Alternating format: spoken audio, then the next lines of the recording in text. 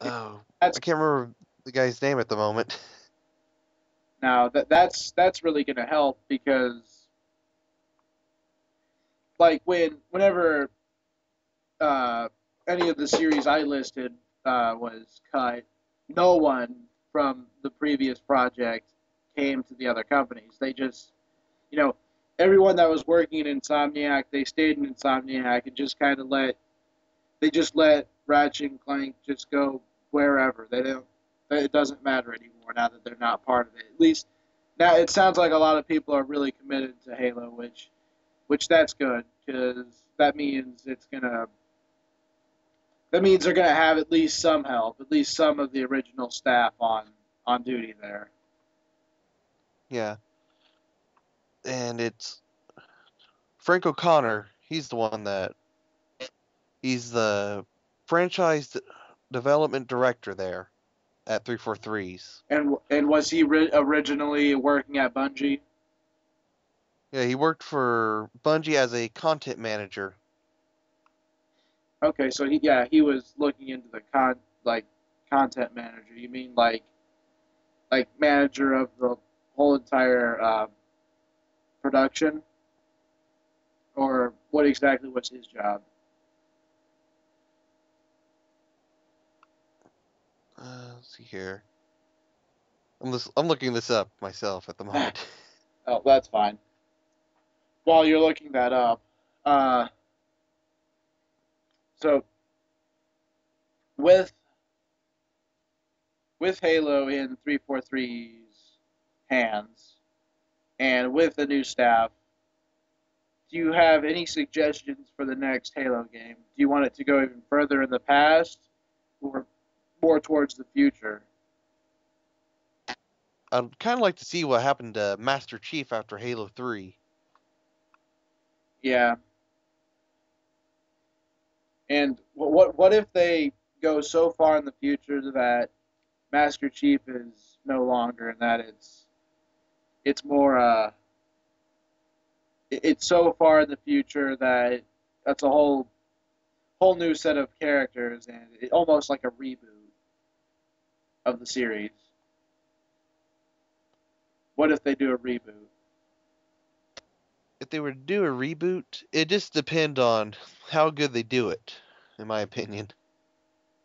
Well, I shouldn't call that a reboot because a reboot is when they say pretend that everything that we've done before didn't happen, and this is the new story where they just kind of just basically start from the beginning again.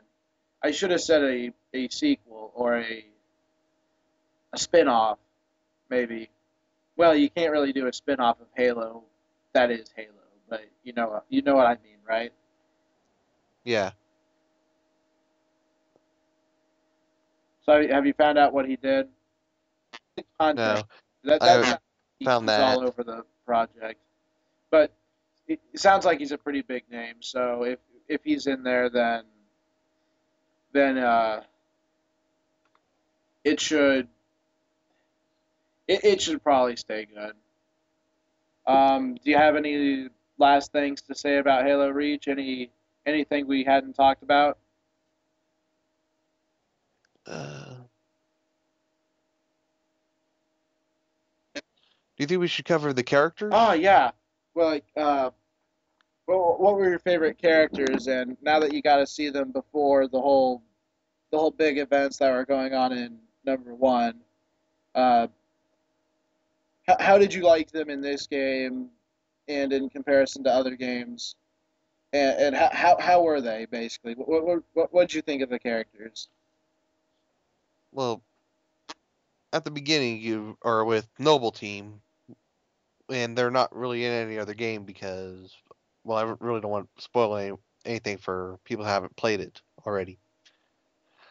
But my favorite characters from Halo Reach would have to be Emil and George. On why do you like those characters so much? George is the only Spartan 2 in the game, basically. So he's kind of a standalone. Yeah, because all the other Spartans in the Noble team are Spartan 3s. Yep. Okay. So he's kind of behind then. Our Spartan threes are the more advanced ones, right? Yeah. Yeah. Okay. Um, Now Master Chief, the main character of the games, isn't in this one.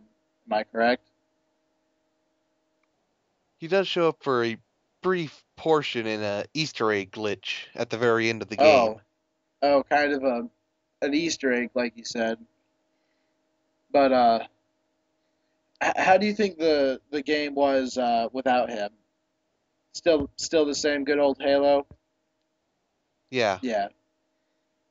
Well, that's good. That means the game as a whole is fun, and that it doesn't depend on the character so much to be an enjoyable game. And it proves that they know what they're doing.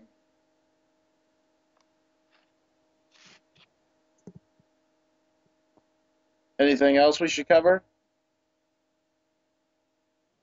Let's see, oh, there's one feature that we haven't covered about Halo Reach, and that is the Forge. The Forge. Yeah. It's a feature that you can make your own maps Oh, or own version of oh maps. yeah. I bet the red versus blue the people working on that are just, taking advantage of that. They probably will in the new season that's going to be coming out this summer.